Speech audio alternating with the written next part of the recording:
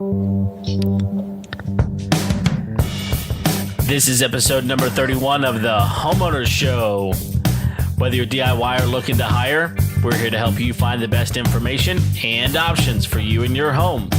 My name is Kevin Hackett, and here with me is Craig Williams. Hello, and welcome to the Homeowners Show. We are excited that you could join us today. It is a good day to be on the Homeowners Show. How you doing, Kev? Man, I'm doing good. How are you? Man, I'm doing all right. Just all right, huh? Nothing. You get nothing. That's what we're gonna go with today. Just I got something, but it's just making me angry. Okay. Well, yeah. Can I vent on the audience? Well, you can. Yeah, sure. Why not? Yeah. So if you go to our social media page, you'll be able to find a picture of my wife standing underneath the tree. I had one of my hives swarm day before yesterday, which for those of you that don't know, when a hive swarms, that tons of bees exit the hive and form a ball around a new queen as they leave your property. And these particular bees decided to taunt me by going 45 feet up a tree right next to my hive and just sitting there and staring at me. Huh. So I spent like a day and a half trying to figure out how to go up this stinking tree and get them. Did you try to climb it? I did. Oh, how far did you get? Not very far. Tarzan, I am not. I'm not ashamed to admit that I got scared. Somehow you're closer to Phil Collins than you are Tarzan. Yeah, definitely. So anyway, I finally figured out a way to get these bees down. Okay. And which required a trip to the big box hardware store. Oh, you rented a cherry picker, right? No. So my ingenious plan. So I called some bee professionals and I got all sorts of fun advice. My favorite, by the way, was why don't you shoot them down? Shoot them? Yeah, shoot them. Like shoot them down. Like shoot the very top of the hive and let it fall. Yes. That sounds like a terrible idea. And have fun with YouTube because you can go find this. What? Yes, people do this all the time. Like they shoot hives down out of, like when they're too high, people just shoot them down. Well, then they're gonna fall and break and go everywhere. How are you gonna Okay, I don't know much about bees, but I feel like this is a bad idea. It could be a fun idea, maybe. Well, depending on what your idea of fun is. Idea. I mean, but sure, I didn't do it. So, but it was an interesting. So what did you do? It was recommended to me as the redneck solution. Well. So you're suggesting that what you did wasn't the redneck solution? No, it's close. I mean, it was like a cousin of the redneck. So, no, I mean, where I ended up was I attached a 5-gallon bucket to a 10 feet piece of conduit. Oh my! And so I was like, well, it's thick enough conduit so I can stack the conduit. And so I had 30 feet of conduit. Okay. Because it was 40 feet up in the air. Okay. 45 feet up in the air. And it didn't like bend all the way over? It wouldn't bend like spaghetti, basically. Okay. And so that wasn't quite long enough, but I couldn't hold 40 feet of conduit. So you tried. I admit nothing. So I needed to get up a little bit higher, and I had a 12-foot ladder, and the 12-foot ladder wasn't quite high enough, so I was going to put the 12-foot ladder in the back of my pickup truck and hold the 30-foot piece of conduit and then put the bucket over the swarm and then hit the branch and then knock the hive or the swarm into the 5-gallon bucket, bring it down piece by piece, and then put them back into a hive box. That sounds like a terrible idea. Let me hear your idea. My favorite part was the part where you're going to put the ladder, the 12-foot ladder, not just the 12-foot ladder in the back of your pickup, and then go up this thing. Yes. Was it an A-frame? Yes. Ladder? Yeah. Okay. Well, that's at least a little bit more stable. I'm not saying it was like the best idea or like the safest idea. I'll tell you what my idea is. Uh-huh. My idea Yeah, that's all I got. I don't have an idea, but this sounds like okay. So you got started. You did this, and it took me like 20 hours to get to like this point. I mean, like you've invested a lot here. Yes. And so like I finally get like, and let me tell you, like, honestly, the hardest part was getting the bucket attached to the conduit. Okay. That was the hardest. Duct tape. No. Oh. That's not how I did it. I saw some other guys do it that way. I was trying to move faster because I didn't have time to like wrap tape around all this stuff. Okay. So yeah. So anyway, by the time I got the bucket attached to the conduit, I got out there with all my materials, my bee suit and all this stuff. Like they'd left. So you're telling me they just left? They were gone. They're gone. Yeah. Oh, and like there's nothing you can do to like, sometimes they'll sit there for 4 days, sometimes they'll sit there for an hour. There's no predicting it whatsoever. But 20 and a half hours was too long. Yes. Yes. What happened is like it had been hanging out in like in the 40s and the 50 degrees. I don't know why they swarmed. They typically don't do it when it's that cool, but they got up there and they got cold. And so they were just holding on, just waiting for it to get warmer. Well, that afternoon it peaked up to like 65 degrees and they started feeling good, I guess, and they just flew off. Out.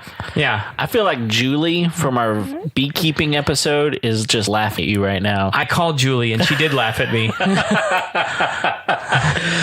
Well, I guess live and learn. She is like a swarm gladiator. Okay. She gets aggressive with the swarm. She'll go get one down and like, because it's free bees. Sure. I told my wife, I mean, like, if there was a $500 bill up in the tree, wouldn't you climb up there and get it? And she's like, yeah, but that $500 bill wouldn't sting me. Well, probably. But these were your bees that you paid $500. Yes. This isn't a free $500. This is a $500 that you're losing. Let me be clear. I did not pay $500 for these bees. But they're worth $500. They're worth $500 because I reared them for like 2 years. And they're like your babies. Yes. They're in their terrible twos right now. No, they're like a freaking teenager that's disrespectful and not listening to me. I'd punch them all on their collective face if they were here right now. Oh man, that would be fun to watch. Well, so that happened. So do we need to just cancel the episode for tonight and stop and just put you into mourning? No, it's just going to have a tinge of anger. Okay. I'm fine with you angry. Like angry Craig is better than other Craigs. It's like a dash. Just a dash. Just a little spice. Okay, a little spicy. Yeah. You can be a little spicy tonight. A little pepper on the pizza. Okay. It's fine. That's fine. So lovable. Man, I don't have anything to top that. My day's been peachy, apparently. Oh. Well, I will say the only thing that's made me angry is that we're still not getting our video out. Because, well, long story short, I'm going to have to get a new computer. Yeah, Kevin has literally had to poach his computer on the internet in order to get these videos out to you guys. I'll do whatever for our listeners. I'll do just about anything.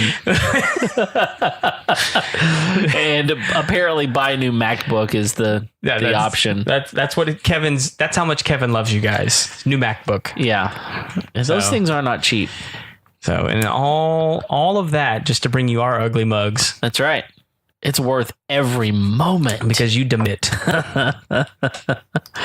Well, I will say that all that being said, I will say thank you to our listeners because we are continuing to get a good bit of downloads. So share this episode, share other episodes with your friends, and we just really appreciate it. We'd love for you to go on and give us a rating or a review. That would be really helpful for us. Yeah, subscribe, hit the like button on Facebook, the follow. What is it on Instagram? What is that like? Follow. Yeah, you follow. Follow on Twitter. Yes. Follow. Yeah. Follow all of the things. Yes. Like us on Facebook. That would be great. Yeah. Yeah. Fantastic. Subscribe. Even. Yeah. Click the little subscribe button on iTunes or Google Podcast or Stitcher or whatever it is there. So it automatically downloads. That way you'll never miss an episode. So you haven't been pushing the non-GMO pocket. They whatever. stopped paying me. They stopped. The check's rolling in. Well, maybe I just realized they were never paying me. So it was delusion, just pure delusion. All right. And then I realized that their initials were PC, and I was done. And that wasn't on accident. No, apparently They not. knew full well what they were doing. Yes, they did. Man. I still use them, though. It's a freaking good app. You have like Stockholm syndrome with these guys. I know. What am I going to do? Oh man. I don't know. So we have a really cool episode for you guys tonight. So tonight's guest is my buddy Jordan, and we have been buddies for a long time. Okay. Is that right? Mm-hmm. Yeah. So he concedes the fact that we are mutually friends. Man, the fact that he admits that says a lot about you, it's Jordan. A bold statement. Yeah. So I will be associated with you in public. in public. Wow. We're getting real. Yeah, that's right. So no, we've been friends for a long time. I haven't tallied the numbers, but you're more of a numbers guy, so you might be able to tell everybody how long it's been. It's been a long time. But Jordan is a programmer for a very rather large corporation that shall remain unnamed at this time.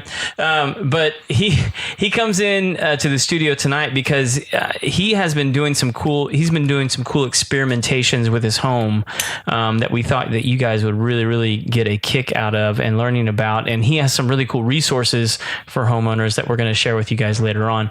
But let's just go ahead and bring Jordan on. Jordan, how you doing, man? Doing good. How do y'all? Wonderful. Well, that's not true. We just heard how you're doing, Greg. Stop. I'm now. Yeah, I've got show facade. I don't have any bees at my house. Craig's demeanor has just changed, y'all, and now he's ready for the podcast. That's right. I'm Welcome. Glad to have you here, Craig. partly here. Yeah, Jordan. So tell us a little bit about you and your background a little bit, because we're going to be talking about something tonight that I think a lot of people would be a little bit freaked out to get started in, and It makes it sound like Kevin's a little suspicious of you. That's right. Well, I mean, it's funny. Who because are you? Where do you come from? Exactly. I need to Is this know. a PG audience, apparently? Yeah. So, because I think at the end of the day, what we're going to talk about tonight is probably not rocket science, but for a lot of people who feel like they're not technologically savvy, this might feel like rocket science to them. So anyway, tell us a little bit about you and your background. That way we kind of have an understanding of you. Sure. So, like Craig said, we've been friends a long time. I moved down here initially in 2006. That's when we were first hanging out together. So Yeah. been friends a long time. I went to Texas Tech University, got my computer science degree there. Go Tech. Go Tech. Are they still playing basketball right now? They are going to continue playing basketball all the way through Monday because they're about to take Michigan State down. Wreck 'em Tech. Jeez. Let's go. Big Red. The Masked Marauder is coming through the basketball court. I don't understand how they can play basketball when they don't have any trees taller than like 3 feet. You know what? All the haters. That's fine. We got plenty of concrete. That's fine. I heard that Texas was also playing in the championship.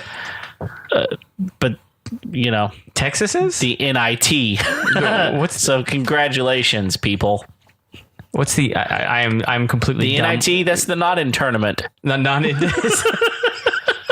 It's the not in tournament. The grand champions, is that the? Well, we really derailed. Thank you for starting.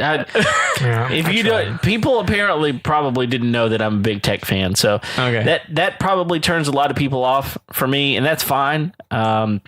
This is our one moment of glory right now, and we're going to ride it as long right. as we can. Absolutely. Yeah, because you guys aren't celebrating the Kingsbury train anymore, right? Well, okay. No. Sadly, not. That didn't end up working out. There was a Now dark that he's- cloud that just came through the studio, y'all. Well, he will forever be in infamy at Texas Tech. Nobody has ever thrown more touchdown passes in the history of college football than Cliff Kingsbury. So it's 98, by the way, 98 touchdown passes. But that's okay, Justin. That is Jordan. Sorry, I just called you Justin. Yeah. Jordan, that is not why you're here. So let's get back on track for a moment. Graduated from Texas Tech Don't hold it University. against him. That's He's right. all thrown off by the Kingsbury comment. Me too. Sadly, he was there. He graduated the year before I got there. Oh, okay. So I got to see missed everyone him. else. I didn't get to see him. Man, he's so pretty. Yeah. Anyway, all right. So yeah, I got my computer science degree, and I'm a professional programmer. So I write software in a whole lot of different languages with different technologies at work. I'm currently, the close title would probably be cloud solution architect. My job is to help move applications and put them in the cloud. So I figure out how to redesign them and what should we do to modernize them. Okay. Cool. But for fun at home, because I'm a nerd, I still like to do programming at home. And the programming at home is a lot lower pressure and it's a lot easier. And I can just kind of piddle with it and play with it and work on it for a few hours, then ignore it for a week and then come back and look at it. Okay. But you've decided to do something pretty unique with your home that honestly it's really interesting in our podcast history, which is a little over 6 months at this point. We've talked a lot about smart devices, and you've taken that to a whole new level. So tell us a little bit about that.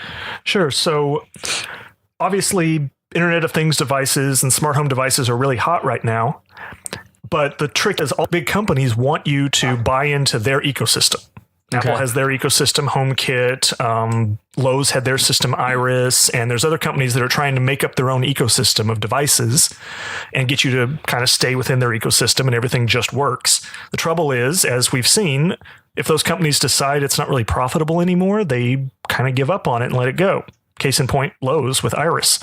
They spent a lot of money marketing that, building a whole bunch of devices, getting all these partners, pushing it in their stores. Yeah. And now they shut it all down and they're offering people $50 credits to kind of They're offering reimburse them credit for the stuff that for all their devices that are, family-friendly show, for all their devices that are no longer usable because they don't support it anymore. Wow. So you can bring those devices back in. They'll give you credit for Something like that, yeah. That's crazy. I remember those are like end cap things that they were down the front of the store. Lowe's was crazy about it. They were really pushing it. Man. Yeah, they set up a whole little mini home-looking thing, and all of a sudden they're bricks. Right. So what I've tried to do with mine is kind of choose devices and choose protocols and choose systems that are more or less vendor agnostic. That way you can plug and play kind of any device you want, but you're not so tied to any one vendor that if that vendor decides they don't want to do it anymore, your stuff still works and you can still keep going. Okay. So if they decided the company that makes my smart lock doesn't want to do it anymore, okay, my smart lock will technically keep working even if their app stops working. Oh. But even if it didn't, I could throw that lock away and put another one in, and the rest of my home automation stuff keeps working.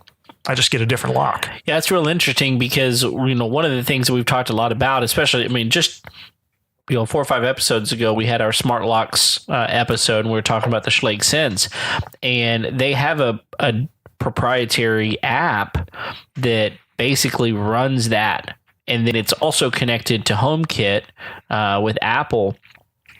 And so you're saying that if support completely goes away from the Schlage Sense with their app, you could still make it work? Schlage specifically, it depends on what kind of technology they've put in it. Okay. What kind of protocols they're supporting. Okay. So this is really important because, there are options out there that whether you use the Schlage Sense or you're using the August, right. you told me earlier, that it matters based on what you're specifically trying to do. Right. So when you kind of want to come up with your home automation system and try to figure out what you want to do, you kind of have to decide what protocols and what ecosystem you want to live in. If you want to do all HomeKit stuff, that's great. If you want to do all Alexa stuff, that's great too, but you've got to pick one and kind of standardize around that. Mm-hmm. And you kind of want to make sure you pick one that has a broad support for a lot of different devices. The problem with HomeKit stuff is it's very expensive to get licensed by Apple. And that's why there's not a lot of them, because you have to go through their licensing process and so on. That's why nobody supports Lightning connectors except Apple. You don't see a Lightning connector on any Android phone. Right. Because it costs a lot of money to get the license from Apple to use Lightning. That's interesting. I have noticed that because I have kind of bought into the Apple ecosystem, I've noticed that the available items in the Apple ecosystem is just a lot smaller. Right. Now, I've also, I will say this, I've also found that those are good items. Oh yeah, no doubt. Apple has extremely high standards and has very tight limits on what you can do, because they want to build a walled garden that you're happy in. And that's what Apple has always sold. Sure. Is if you buy into their ecosystem, everything just works. Sure.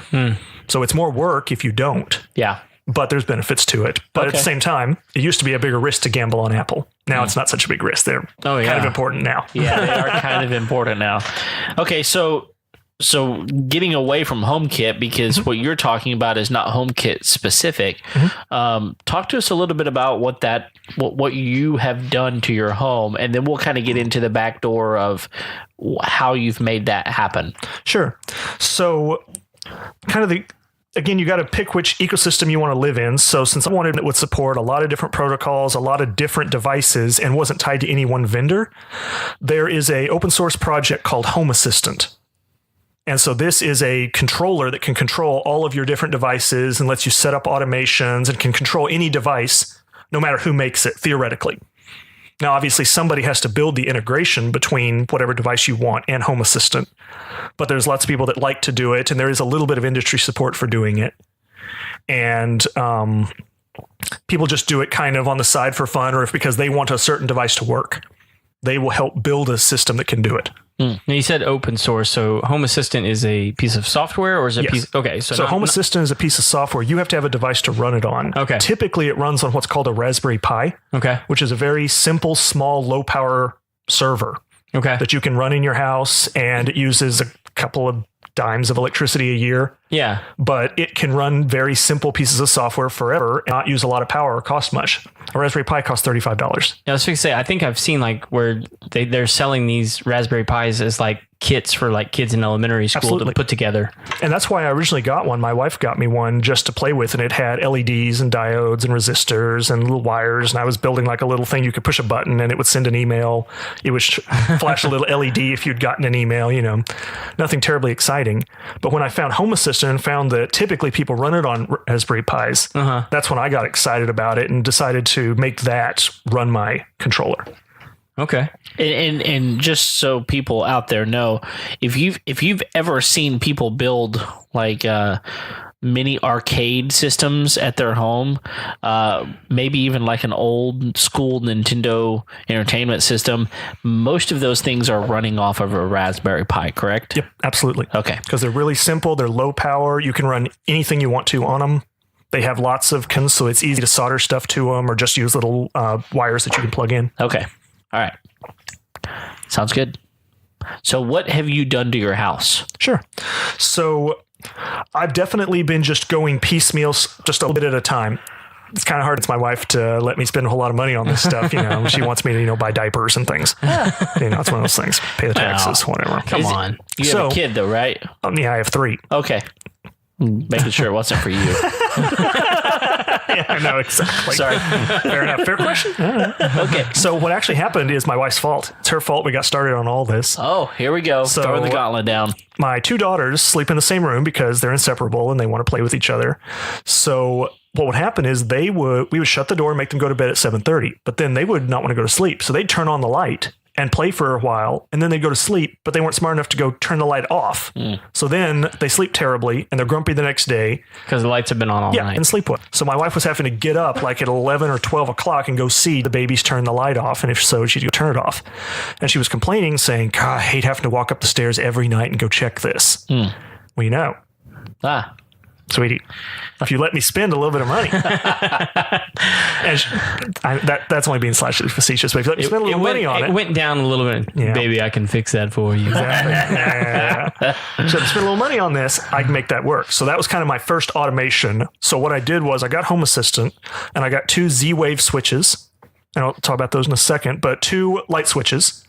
And so I turned the breaker off and I replaced the switches in their room with these Z-Wave switches and hooked those into Home Assistant. And I made a little automation that says, if it's after 10:30 and the lights are still on, send an alert to my phone and my wife's phone, and it'll say, do you want to turn them off or do you just want to ignore it? And so it's kind of a cool, simple automation. Sure. It only works inside my house and nobody else would ever care, but it worked for us and it was really interesting. And I had a lot of fun getting to play with it and learn how to make it work. And your wife didn't have to walk up the stairs anymore. Ding, ding, ding. That's right. Okay. So she was very excited about it. So I've gotten her excited in this more and more over time. So I've done other ones, like I've got it set up so that 1 hour before sunset, all the lights outside turn on. And then 1 hour after sunrise, all the lights turn themselves back off again. Okay. You could do the same thing with just light sensors, but you got to keep the thing on all the time. And depending on the weather, it may or may not turn on, or it may be on all the time. So this lets me kind of control that. And it's possible that you're even using more electricity on some of those sensors than what the Raspberry Pi is utilizing. So you're saving money here too. That's the idea. Mm-hmm. Then I've got other ones like I replaced the outlets in my downstairs that are plugged into all the lamps, or the lamps are plugged into the outlets. I replaced all those with Z-Wave outlets. So now I can push one button on my phone I push one button to turn them all off. But the more fun automation was when I pull up in the driveway, the door unlocks and all the downstairs lights turn on.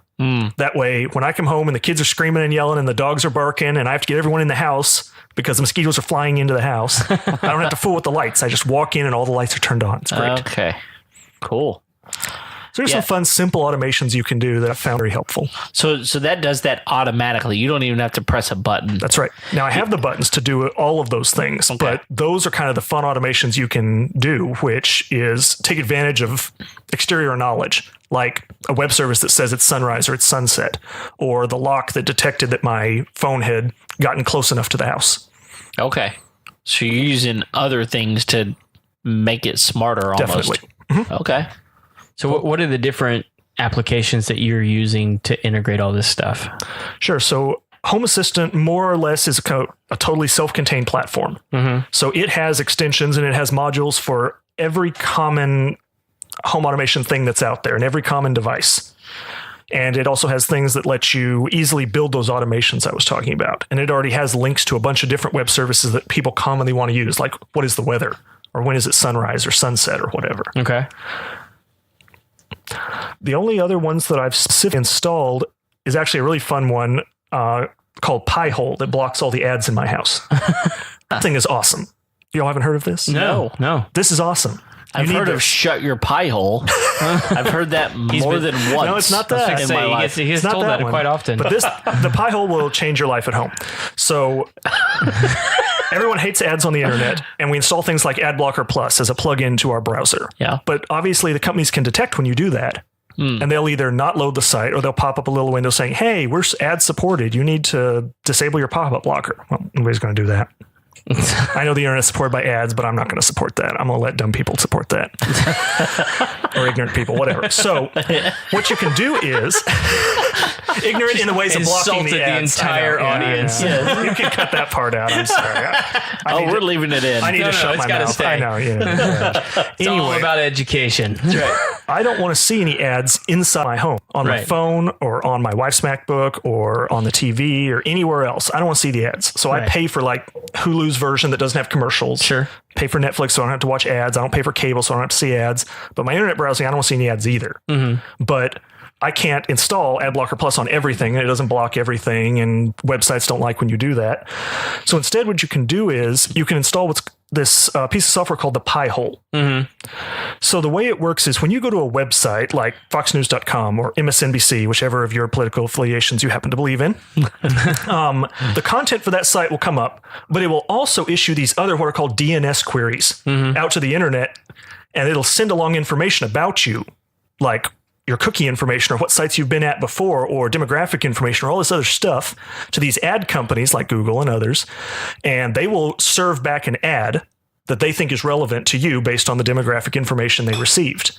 Well, I don't like the privacy violation associated with that. And I don't like the tracking associated with that. I hate that I go on Amazon and look at something and then I see an ad for it on every website I go to for a week afterwards. Yeah. Yep. Well, if I didn't buy it then, I'm not going to buy it now. But so what it does is when you get that content back from the website, the ads come along with it. but they're separate because they came from a separate company, a separate URL. They didn't come from foxnews.com. They didn't come from MSNBC. They came from doubleclick.com, which is Google's ad platform, or actually 185,000 other ones. There's a huge number of these things.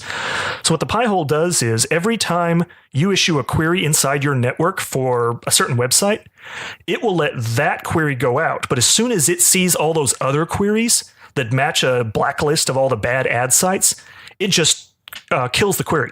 It prevents it from going out of your network.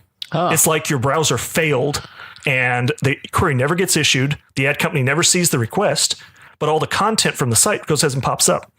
So you can see the whole thing, but you just see like a little blank white rectangle where the ad was supposed to be. Interesting. And it doesn't matter which device you're on inside your house. They all work the same way because they all go through your router, which is connected to the Raspberry Pi. And it prevents all those queries from ever leaving your home network. So when I look at the stats on the Raspberry Pi, 25% of every single query in my house was supposed to have been an ad.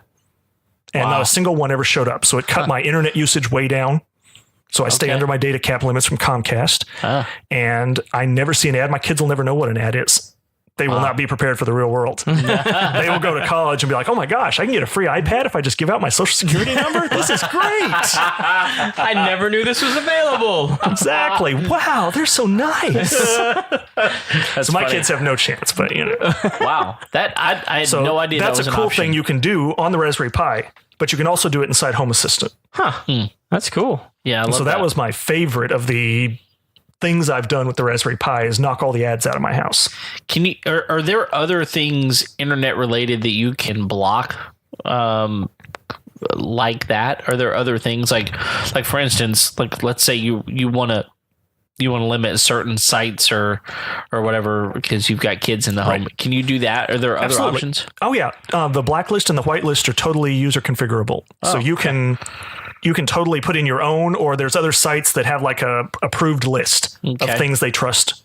Anything this won't do, it won't block ads that come from the site itself. Like they can't block YouTube ads. Sure. Because YouTube itself serves the ad. So the content comes from the same URL as the ad. Okay. So there's no way for it to tell this is an ad, this is the actual thing you wanted to see. Okay. But if it comes from these other random sites on the internet that host ads, 185,000 of them, then it causes all those to go into the Pi-hole and never come out. But you can get rid of those for like, what is it, $12.99 a month now or something like that? For YouTube? Yeah, that's possible. So, which has some other benefits too. I mean, like if you pay for that, you can listen without actually watching the video and all kinds of fun stuff. You can listen. Yeah, you can turn the screen off. Right. And still listen. On your phone. Right, exactly. And you can watch the new Karate Kid series, which is awesome. Who doesn't want to do that? It's fantastic. Season 2 is fixing to come out, y'all. That's funny.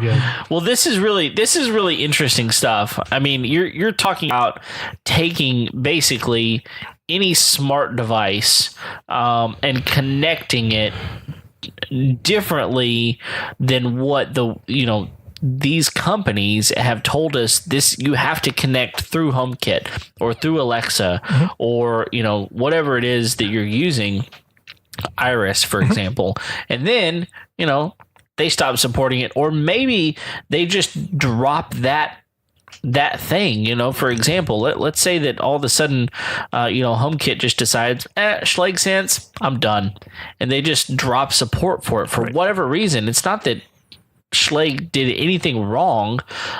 They just decided I'm done with it. Right. So you're saying that your system, the way what you have set up here, kind of bypasses all of that. That's right.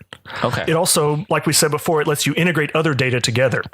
Like like my automation that turns on all lights when it unlocks the door and turns the downstairs lights on when I come home, that works because when my phone gets close enough to my home network, the MAC address of my phone registers with my router. My router is listening to all the devices on the network. My Raspberry Pi is listening to the router. So it sees, hey, my MAC address has showed up, so it knows I came home. That also works through my August smart lock. But if August decides to drop that GPS support, or they don't want to do it anymore, or they stop making that data available, they keep it internal to themselves, I can still make it work. Wow. That's pretty impressive. That's really impressive. So what other things do you have automated at your house then? So the best one I ever did was my pool. So I was going to ask about that because that was a big game changer for you. Oh yeah, no doubt. So this was Your the best. pool? Oh yeah. Like it started filling up whenever you... No, I hadn't got. No, not yet. Okay. I hadn't got Not that far. I'll get there. I was joking. I'll get there. So what happened is my pool was installed in 2001, Okay. and the best technology was available in 2001, but none of that smart home. Yeah. There was no such thing then, except 18 from years ago. super expensive custom stuff from like Kristal. Okay. You were not going to be able to do that yourself. Right. That's thousands of dollars. So I was kind of getting frustrated that I had to constantly go out there and fool with the pool. And the controller was up on a wall right next to my back door. So if I ever wanted to turn the heat on for the spa or turn the pump off or something, I always had to go downstairs and fool with it. So I was looking at it, and the company that made my pool controller, they sell a brand new PCB board that lets you control it all from your phone. It's Wi-Fi enabled, and it's really slick and snazzy. But it costs $800 to replace, and they will not sell it to you as a consumer. You must call approved pool installer who has a license agreement with that company, can buy the part, and then charge another $800 to install it. So it would have been $1,600 to fix to automate my pool. And I said no to that. There's no way I'm spending that kind of money. Not a chance. So what I found was people on the internet were really frustrated by this too. So some guy did figure out how to reverse engineer the protocol that the pool uses to communicate with its own controller. And so what he found was that he could write a little piece of software that would send out the same signals and receive the same signals that the pool controller did. It would understand it.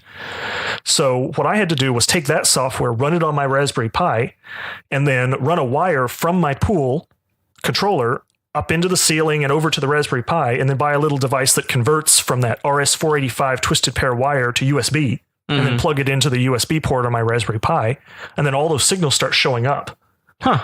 And then in the Home Assistant, I was able to link that little program that guy wrote with Home Assistant. So now I see my pool filter, and I see the water temperature and the waterfall and all that stuff. And I can turn them all on and off, and I see them change, and I can see how hot or cold the water is and all that stuff that I should have spent $1,600 to do. But instead I did it for $15. $15? Yeah, on Amazon. You know, they don't let you buy a small spool of wire. I only needed like 100 feet, but I had to buy a huge spool. I only needed like 35 feet, but I had to buy 100 feet of wire. Wow. So I've got all this extra twisted pair wire I can't do anything with. I'll come up with something. Wow. And then this little doohickey that converts from the twisted pair wire to USB. A doohickey. Is that like the cousin to the Schnoozenbowser? I'm just wondering. Exactly. Schnoozenbowser is a totally different category. It's a whatchamacallit. Okay. Yeah, it's a whatchamacallit. What? Oh, okay. So we can sell those too.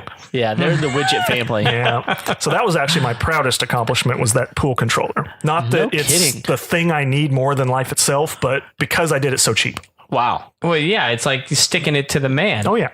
I mean, the man happens to Luckily, my pool is so far out of warranty that I can't void the warranty. So there is that, right? Yeah, you may be want to be careful with this if your stuff is under warranty, because I'm 100% certain that company doesn't like what I did. Okay. But, you know. But at the same time, you're going, feels really good. Yeah, you know, it's the same with all DIY stuff. I mean, you can always pay a professional. And sometimes you absolutely should. Yeah. There is some stuff you should not do yourself or can't do yourself. You're not going to have the right parts. You're not going to have the years of expertise it takes to do it. But for simple stuff, you can do it yourself. I can replace an outlet in my house. Yeah. I don't have to call an electrician to do that. Now, if it's some weird thing like in my bathroom where we had the GFCI switch kept tripping, I'm not going to fool with that. Sure. No way. And the electrician had to do all kinds of stuff to deal with whatever the guy before him had done. And I wasn't going to touch that. That guy. But simple, replace a switch, replace an outlet, replace a toilet, replace the backsplash. That's stuff that I'm comfortable doing. Yeah, but I hear you saying all of those things, and I don't disagree with all of the things you just said, but you're talking about some spool of wire that you randomly bought on Amazon that connected to some USL thing that plugged into the pie in the hole, and all of a sudden I'm wondering who's on first, and I'm completely confused. See, that's the trick. No one's on first but me. That's the problem with a lot of. That's why a lot of companies haven't done more than they've done, because it has to be very custom to your house, and either they have to support it or you're going to have to support it. So you're just telling me that this works for your house it's going to be a little bit more difficult for me, only because my house is different than your house. Absolutely. So, for instance, the smart switches, almost all of them require a neutral wire. And the reason for that is the wire that's coming from your breaker, one of them is hot all the time and the other one's not. I can't remember if it's the line or the lead. One of those two is always hot. The other one's not. Right. But in order for the Z-Wave antenna to be broadcasting a signal inside that switch, it needs a complete circuit of electricity. Sure. And so the one hot black wire and the neutral wire provide that circuit, but it doesn't provide enough power to actually turn on your light. So they do now sell switches that don't require a neutral. And so a lot of old houses don't have a neutral. Right. But if you don't have a neutral, you have to know that you need to get a special kind of switch, because you can't just not plug it in. Okay. Or you can't like Jimmy this. At this point, you better call an electrician and have him do it. Are the newer ones like that don't require the neutral? Are those significantly more expensive? I don't know. I've never looked, because so far everything in my house has had a neutral. I mean, your house is fancy with all the neutral wires. Yeah, everything built since like 1990 has it. My house was built in 1991. Okay. And so it has those, but if your house is older than that, it might not.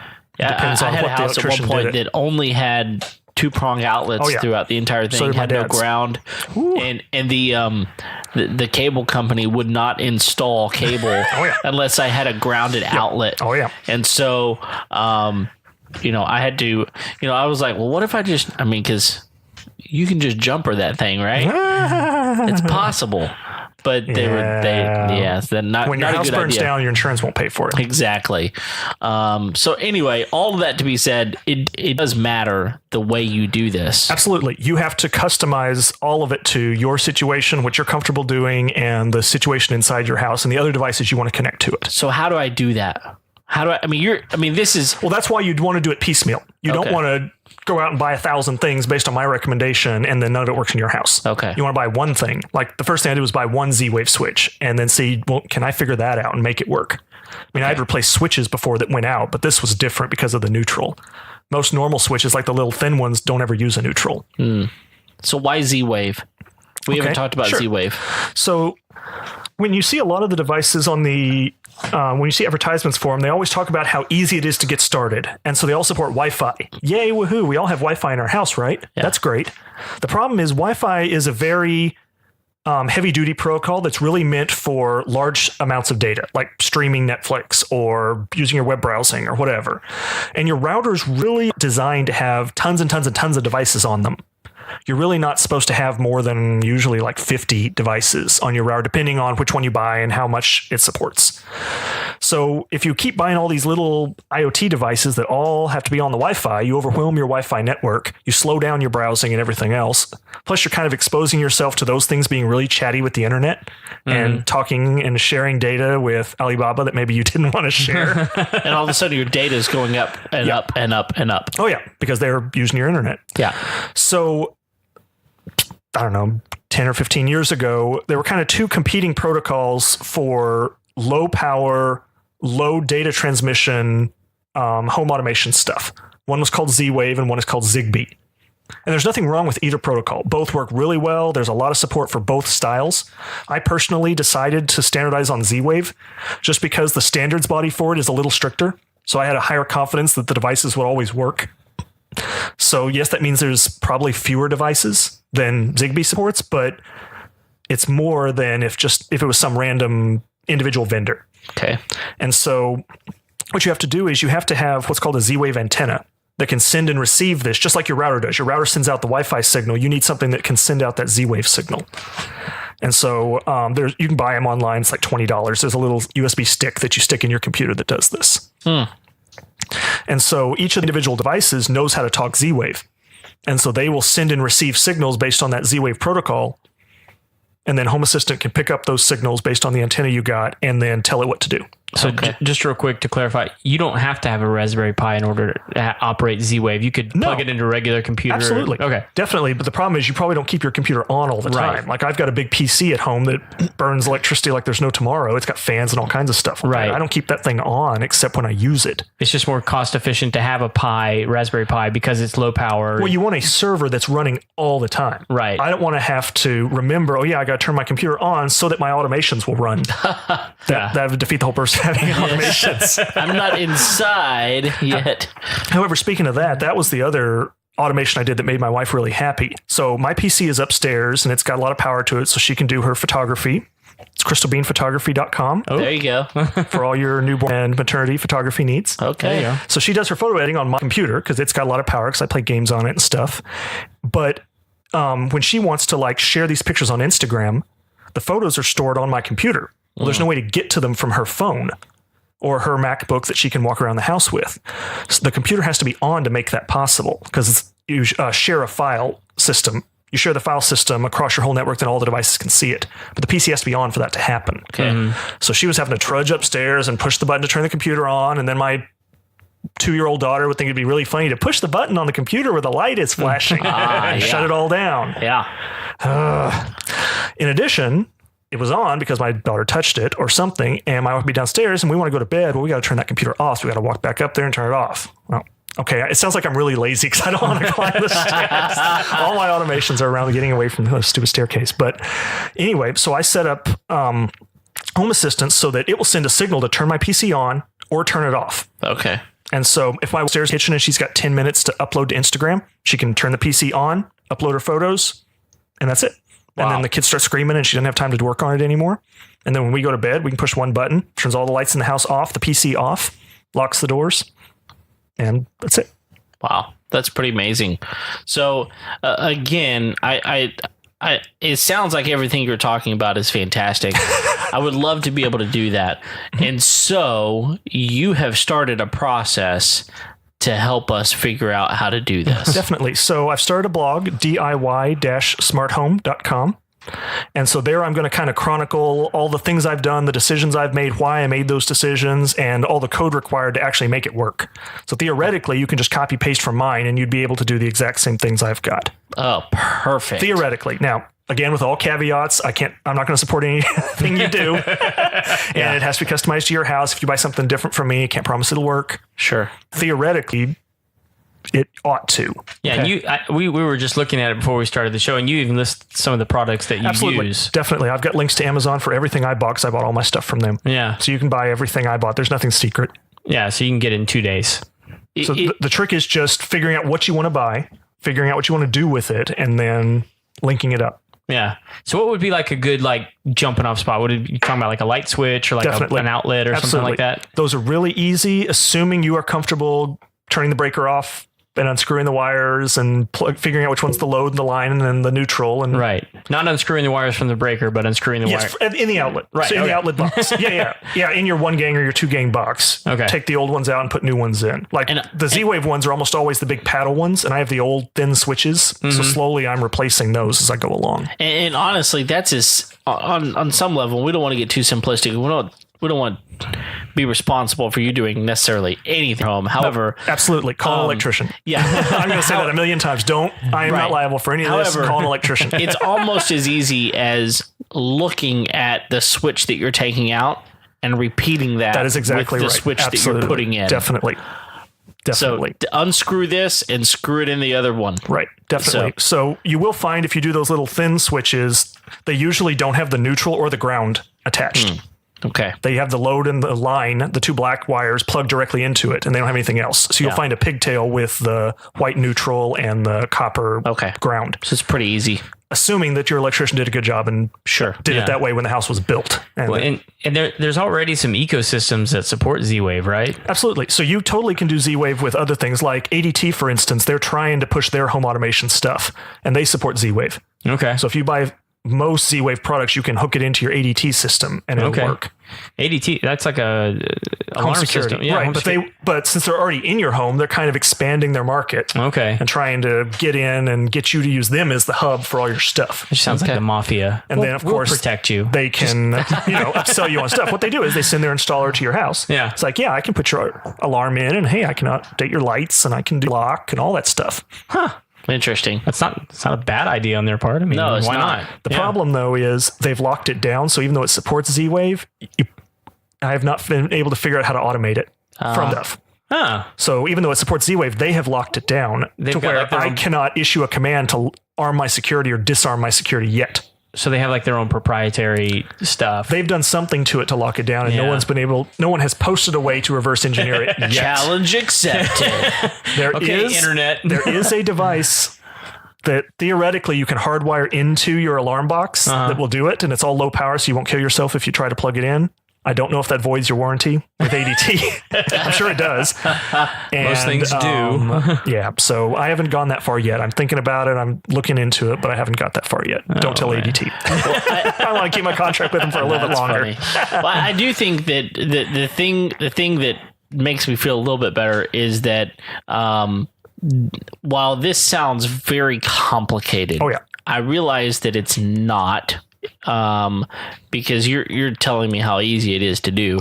That being said, I really appreciate the fact that you're willing to kind of just put it all out there and say, this is exactly what I did. This is exactly how it happened. I learned all the stuff from other people on the internet. Yeah. I found random blogs that would cover one little piece of what I wanted to do, and I'd glue that to something else that I already knew how to do. Yeah. The programming community in general is very free with information and try to post as much as possible because that's how programmers learn from each other. Yeah, that's awesome. Cool. Well, what else have we not covered that you're interested in mentioning? I'd actually be interested to know in like what you're excited about that maybe you haven't been able to do yet. I mean, like what are you what kind of things would you be interested in automating that maybe you haven't been able to yet? So definitely the alarm system, because what I want is when I leave the house, when I drive away and the GPS detects that I have gotten more than 200 feet from my house, I want the door to lock, which it currently does because August supports that. Right. I want all the lights in the house to turn off, and I want that ADT security to arm. Okay. So that's the only automate. I use their app, their proprietary app to click stay home or stay away or whatever. So I don't like that. I want to fix that. Well, how about this? Is there a, because like one of the things that I know that's really big right now is like Ring systems. And what's the other one, Kevin? There's another one, Nest. Yeah. So Ring, I got that with ADT, and it already plugs into Home Assistant. Oh, really? So I can see a live camera feed in the Home Assistant screen that shows me what's on my Ring doorbell. Okay. In addition to, of course, using their app, which does the same thing. Sure. So like, but I haven't got to a smart thermostat yet. I thought Nest would be the right choice, but they've kind of cut off their developer program. They've cut their APIs off, at least temporarily. We don't know if they'll put them back. Right. So I'm kind of leery of investing in their ecosystem for fear they will cut off my access. So the other choices are Ecobee and the Honeywell Lyric, which both support Z-Wave and are more open. Right. Well, that Ecobee 3 Lite, you can go back to episode number 2, I believe it is. Is that what that is? Episode 2? 2 or 3. It's way back there. I bought one. Yeah. Well, we got 2 in my house. We love it. Yeah, so I've been looking at them. I just haven't pulled the trigger on any of them yet. Yeah. Well, but I know it'd be something we'd like, especially for upstairs, because our kids' bedrooms are above the garage, and the garage isn't insulated.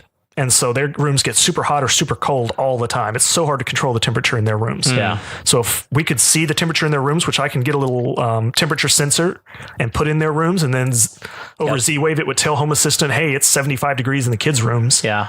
And then I could have it turn the AC on. And Ecobee has those options as well. They have their own sensors. Right. But it's great to think that maybe there's another option. If you're going with a system that doesn't have a sensor, you figured out a way around it. The other thing is that would give me a chance to actually solder some things together to build a temperature sensor. I know normal humans would not do such a thing. I haven't got to solder since college, so I want to try that again and see if I can actually solder something. And we're back to Texas Tech.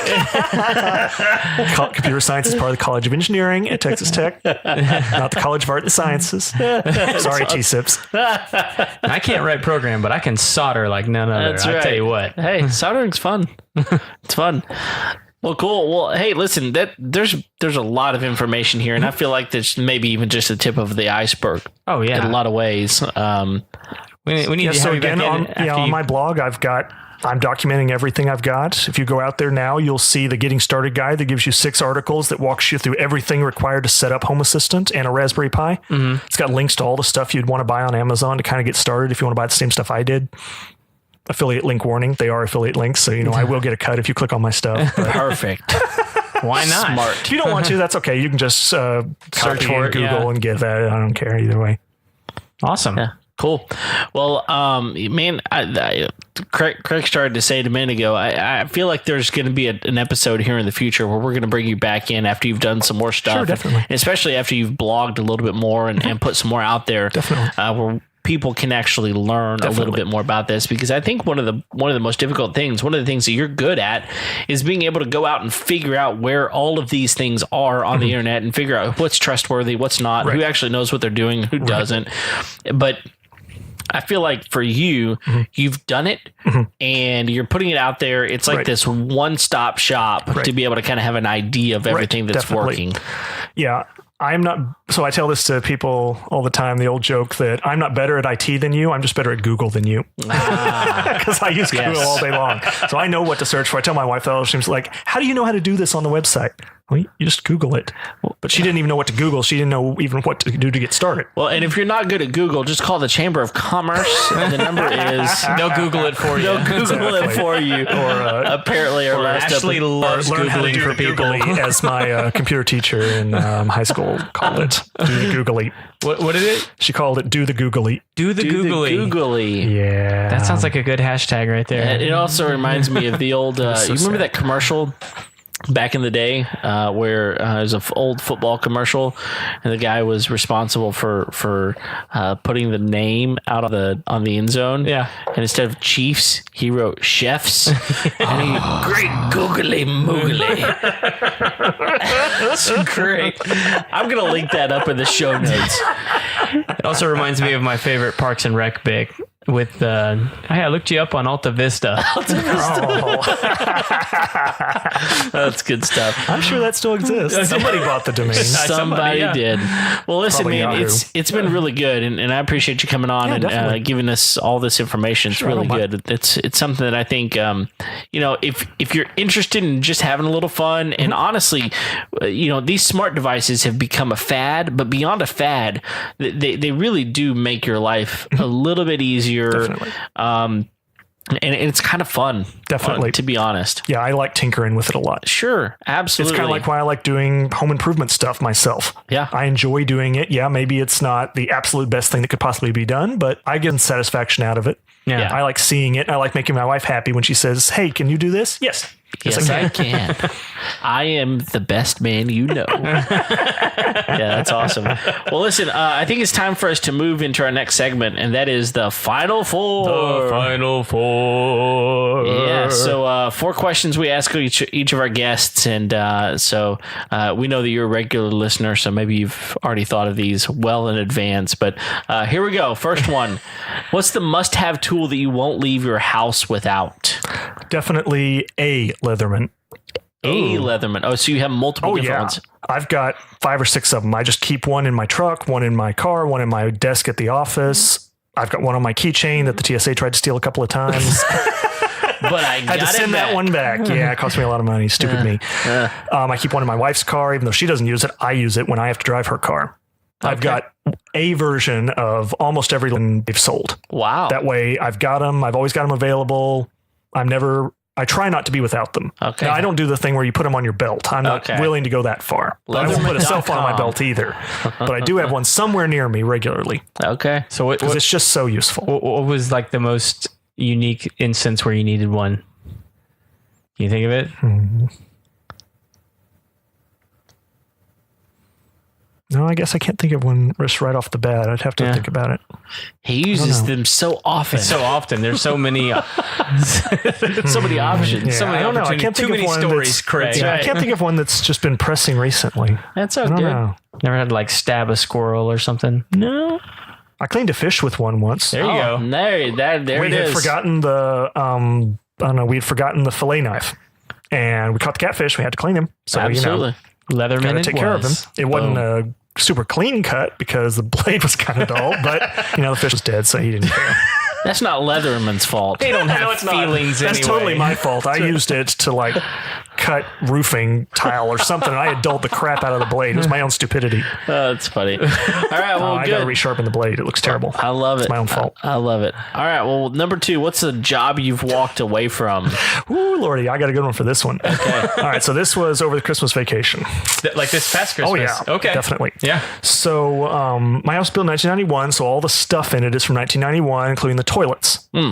Now, I have replaced a lot of toilets in my life because my dad owned rent houses in Lubbock, and my dad was a do-it-yourselfer, and so we have replaced 20 toilets over time. It is trivial. Or it should be. Sure.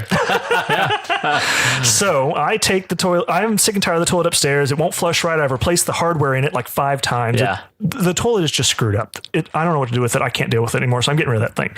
So I take the old toilet off and I take it downstairs and I get rid of it. But I look at the flange bolt, and the flange is what attaches the toilet to the flooring. Right. And there's those 2 big bolts that stick out of the flange called the flange bolts. Yeah. The flange itself is made out of cast iron, and it was so rusted that the flange bolts just kind of flopped over. They had the groove was gone. Okay. It just completely rusted to pieces. I'm not even going to try to replace the flange bolt in the upstairs bathroom. There is no way I would do a good job of it, and it would leak, and it would destroy the home. Not going to happen. Not going to happen. So I call a plumber. He comes out there and he's like, oh my gosh. So he looks at it and he's just trying to figure out what to do with the thing. It's always fun when a plumber says that. Oh, he knew what to do. He was just like, this isn't going to be easy. So he had to cut pieces of the flooring out, and he had to jackhammer the thing to pieces to break it up. He said, I'm probably going to damage the PVC pipe that it connects to just because there's no way to get the thing off. It's glued on. I'm like, all right, fine, whatever. So of course he did. Okay, that doesn't hurt my feelings. I mean, you have to fix it. So he fixes that thing. But the problem is, to get to it, he had to cut a hole in the downstairs ceiling. Oh, my a huge goodness. hole, big enough for a man to get in, so he could reach up there and replace the thing, or he could, or his buddy could, and then he'd be upstairs fixing the other one. So he finally gets all that fixed. It takes hours, and then he says, "You got to go to the store and get some quickset cement and put around the thing to kind of anchor it and secure it after I leave." All right, so I got to do that. Then I'm finally ready. I can finally replace the toilet. We're ready to go. Yeah, I get the toilet out of the box. It's cracked. Oh, no. Oh, no. Some fool at Lowe's over Black Friday, when I bought the toilet because I was trying to get a deal, stupid me, cracked the stupid toilet when it fell off the truck. Yeah. So I had to take it back. Well, of course, Lowe's doesn't sell that toilet anymore. No. They sold all of them at Black Friday. So I take it back. I get my money back. They don't sell anymore, so I have to go to Home Depot to get it. I go over there. They don't have the toilet they have the toilet I want, but no, I'm sorry, I forgot a whole step. So the toilet I originally bought from Lowe's had these smooth sides on it so that my kids wouldn't try to screw around with the bolts. Okay. Because that's really gross and nasty, but they're kids. They don't know what they're doing. They're 5 years old. They don't know any better. It wouldn't fit. The water pipe that comes out of my house was right in line with that smooth side. So the toilet I bought wouldn't fit. So I take that back to Lowe's. Then I get one from Home Depot. It's cracked. Finally get a third toilet. Finally, I get that one. I get it home. I get it installed. Everything's great. But then I have this ginormous hole in the drywall. And I said, there's not a chance. Right. There's no way I can fix a ceiling and make it look good. It's never going to happen. So I pay a guy to do that. Yeah. So I walked away from fixing the flange bolt. Yeah. Not going to happen. And I walked away from fixing the drywall because there's no way I'd do a good job at it. It was a So you walked epic away disaster. twice. Oh, yeah. Total disaster. Cost me a fortune, but both the contractors did a great job. It's not their fault. Yeah. That's just what happens. Home improvement sometimes Sure. They goes just walked into a awry. honey hole. So far, you win number 2. And it's funny that is about a toilet. That's even funnier. Again, a toilet you should be able to do in 30 minutes. It is trivial, except when it's not. Except when it's not. All right. Number It all 3. goes to crap. That's right. Yes. No pun intended. No, well, every pun intended. Number 3. How do you wind down at the end of a long day? Definitely the first part is I come home and my wife's got a just fantastic gourmet meal ready. gotta She be never nice. fails at it. In 7 years, every meal has just been fantastic. She's never failed. Really just great stuff. I am super lucky to have her. Yeah. Then after that, and I get the kids down, sometimes I'll play a video game on the computer or on the Xbox, or sometimes I'll just sit with her and watch TV. Okay. Not too exciting. No, hey, you know what? Not too exciting can be absolutely fantastic. Sometimes. Not going to wind down in a Shark Tank. No. It's actually That is one of our favorite shows. We do that a lot. an exciting wind down is like an oxymoron, right? Oh, yeah. Definitely. All right. Okay, last question. What's one of the best pieces of wisdom or advice you've ever received? So this one was from a book. It was Dale Carnegie's How to Win Friends and Influence People. It's like in the 30s, and it's just got so much great advice and funny stories. Really liked it a lot. But one of his things was, a man's name is the sweetest sound in the world to him. So if you remember a man's name, you'll be friends with him forever. But if you forget it, it's to your own peril. Okay. And so I've really tried to make a concerted effort to always remember people's names. I get introduced to someone, I say their name in my head like 50 times. Wow. Which means I'm kind of tuning them out a little bit, which is not ideal, but but I make sure and bring their name up in conversation over and over again so that I don't forget it. Okay. And of course, everyone likes to hear the sound of their own name. Oh, yeah. So I think that that's been very effective and has helped me kind of maintain friendships and get along well with people. Yeah. Well, those first few words that you say to the other person you've just met, they don't matter anyway. They're like, hey, what's up? Kevin's real big into first impressions. What's up with you? Not much. And by that time, you've said it 50 times. Yep. Yeah, it's good. I actually, I did a thing one time where I was telling people that I was working with. I was giving them information on what their names meant. Okay. And because you're right. Everybody loves the fact that their name, don't mess up my name. Definitely. Right. Absolutely. Especially like if you have some like bizarre, weird spelling of your name, you're like, no, my name's spelled with 4 L's in it. Even common names people screw up. People spell my name with an O all the time. And I'm like, what? There's not one Jordan on earth that I know of. I'm sure there probably are some. There's probably some listeners that have that, but I've never met one. Yeah. But every freaking email I get at work, somebody misspells my name. And I'm like, funny. Are you insane? It's in Outlook. It's at the top. It's right there. You couldn't have taken 5 seconds to make sure the name was spelled right? And this is my point. I absolutely do that. I will go and check people's names 3 or 4 times before I send an email just to make sure I didn't misspell someone's name. And it is important. That's the point. Like your name is important. Definitely. And so my favorite one was that I had someone whose name was Tyler. And so I was going through, I was like, man, the name Tyler, it's really special because the name Tyler means one who lays tile, and that is the actual meaning. So if your name is Tyler, now you know you're a professional one who lays tile. I thought that was like the best meaning of a name I've ever come across in my entire life. So Very good. I like it. Well, Awesome. thanks for joining us. Definitely. And I think it's probably about time for us to wind down. Craig, you got anything else? Yeah, if you haven't yet, go ahead and hit the subscribe button there in iTunes, Stitcher, Google Play, whatever it is you're using. YouTube, when Kevin gets a new computer. Eventually. And all of our woes are over with the video. We're still capturing video. We just hadn't been able to put it out yet. Exactly. So It's coming. you'll see our ugly mug soon enough. Yeah, we And ugly. Jordan's glorious chin. Lord. Yeah. But yeah, if you haven't yet, go ahead and hit the subscribe button. Follow us on Facebook, Instagram, Twitter, all the places where you can find us. And we just really appreciate you guys listening to the Homeowner Show. You can always find us on Homeowners. What is it? Homeownershow.com. .org. It's not org. Homeownershow.com. Yeah, that's right. And at info@homeownershow.com. There you go. You can reach us there. Send us a little love note. That's right. We'd love to hear from you, and leave a review for the show. We've been getting some of those coming through now, so we're happy to hear from you guys. And if you have any suggestions for the show, we want to hear from you guys as well. We've been getting some of those coming in, and we had some really great ideas that we're gonna run down for you guys. So, anything else, Kev? Man, I think that's it. Just thanks for downloading our episode, and we're available every Tuesday. So until next time, we'll see you later. See ya. All right, thanks, y'all.